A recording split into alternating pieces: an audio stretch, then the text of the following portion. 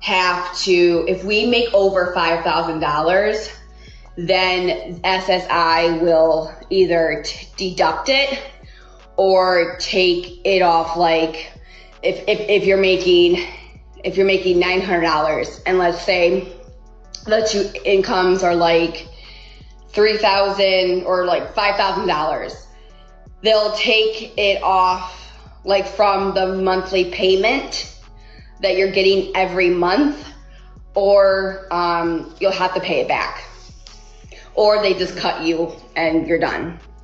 No, we have not hit 5K. No way. No. That's where they cut you. So that's like the maximum of our household. So if we go over that amount, but me and Aaron barely even go over that amount. There's another amount, which I'm not going to say that, but that's the amount where they start to deduct your, and I'm like $100 away from that. So that's why I got to be careful, but we're almost in the next month. So then I can start working more. So I have to wait 2 more days for me to actually start working more.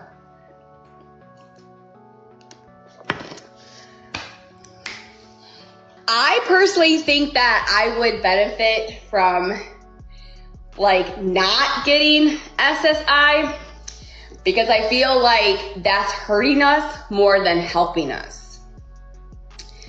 But if I get rid of SSI, which that's my goal, is I don't want to have Cameron on SSI. I want a job. So once I get, if I get a full-time job, whatever the case may be, my plan is to get, because even if I got a part-time job, I have to report that income to that. And so with Social Security, you can only make, like, okay, for instance, like sometimes you can only work 35 hours or 25 hours or 20 hours. Like you can't have a real job, because then you're going to go over the income limit. So it's like you either got to like work a part-time job and work with them with the incomes, or you stop your SSI and you. Isn't that incredible? The links that people will go to in order to get over on the system. She dang near did an equation like a business owner. Like that energy that she put in, that she even admittedly said, we'd probably be better off if we weren't on SSI, because we have the capacity, we have the time, we have the energy. But it's just too sweet and it's free. So we don't really want to let this free thing go. It's just free money, even though we can earn more. We just want to be lazy, basically. And understand it, right? It's that, and let's really picture this, y'all. Did y'all see that house? Did y'all see their house? Their house was nice. And not only was the house nice, but there's 2 adults, it looks like, working in the house. So because they both want to work, they both have to, it sounds like, work part-time. And that's why she's like, yeah, I could work more. But what it sounds like, because this doesn't sound like regular benefits, because she mentioned 2 other parties. One, of course, was her husband. So I'm guessing that the other person is her child. And that's who they're collecting the actual benefits from, right? Government benefits. Possibly the child has a disability, is ultimately what it seems like. But here's the kicker. You're collecting this money for your child that possibly has a disability, okay? But you're basically saying that you really don't need to. So what does this mean? This really only means 2 things, right? Because we have to put this into perspective. No matter what these programs are, they absolutely have a cap. They're not, it's not limitless money. It's not a bottomless pit of money. So it will run out. And this is the problem you have when people won't let go after they don't need it anymore. Because when there is another family that does need it, but if they don't have the money to be able to help that family out, meanwhile, you're still collecting it and you don't even need it, only two things can happen at that point. The first thing is they just have to tell that family, we don't have it for you. And maybe in the coming years, a spot will open up. But right now, you're just going to have to go through it and you're just going to have to figure it out. And they don't get the support they need because I think some of these programs are good, especially if it's a child that has disabilities, right? But then the second thing is a lot more familiar for what we all have to deal with. Because if there's people still holding on to these programs long after they don't need it anymore, and then they don't have the money to open up spots for other people, then they have to come to us and they need more money from us because of the evolving needs. But the needs really aren't evolving. It's just that people aren't opening up and giving the spot to the next person going through it. It's really selfish. It's really bad. Did you see the house? The house was beautiful. Listen, if your kid has disability, you were given a bad hand. We can all be given a bad hand at any point in life. That's just how life works. But absolutely, there are families.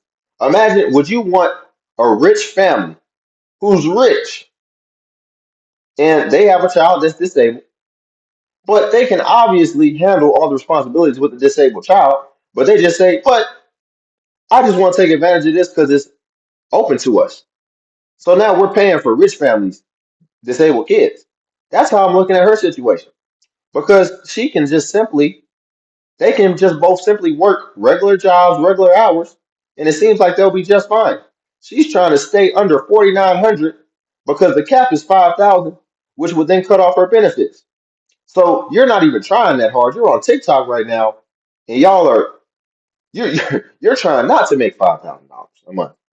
So that tells me you all possibly have the capacity, if you really wanted to grind, like somebody with a child who has health issues, y'all could probably make easily 10K a month because you're working part time and you're making just about five. So, and it's two people. So we have to really think about these things. I'm gonna try to squeeze one more in here. Why I can't work? I can't work because I have kids. I beg your pardon. I beg your pardon. Not that I don't want to work. I want to work. I want a job. I want a routine. But I have kids and no support system. I moved to a completely new state away from all of my family so that I can be in a better situation. And these are the steps and processes that I have to go through. So with that being said, applying for jobs is not easy. I have this big of an availability and a lot of jobs don't like that. So when I'm going through the What? hiring process and we're going through availability and all of these things, and when my window is only 3 or maybe 4 hours where I can work, or What? initially I couldn't establish secure childcare. Yeah, I had a voucher, but I had a newborn infant, breastfed infant at that, where it's not easy to just leave my baby with anybody just so that I can meet all of y'all's standards and expectations. No, I'm gonna continue to do what's best for me and my children. And Wow. I don't know if I can get this triggered this early, y'all. I don't know if I can do it to myself because can you imagine, like, if you help somebody and let's say you just open up your home to them and then they don't even come into your home like humble and like appreciative, like they're talking to you like you ain't ish, and like yeah, like you better open up. That's how I look at it. When she's getting all these benefits and then she's trying to articulate why she's going to keep taking advantage of these benefits at our expense, literally and figuratively expense, because we're paying for it, and then there's zero humility. That's really the key. Like, I don't think I've ever seen somebody on benefits. Literally, I don't think I've ever seen somebody on benefits. And I've been reviewing quite a few of these for a little while who has like said thank you or like just been like, y'all, I'm just so appreciative that I just feel blessed that I can even take advantage and that we live in a country that even offers something like this. Right? And then what happened? Then these benefits got regulated, and now you see people acting a fool, right? And it's in most cases the people who really don't even need it. And she has kids, so granted, she does make a point. I mean, at the end of the day, nobody told you to have these kids, but I mean, it is going to be limited, especially you have all these kids of different ages, right?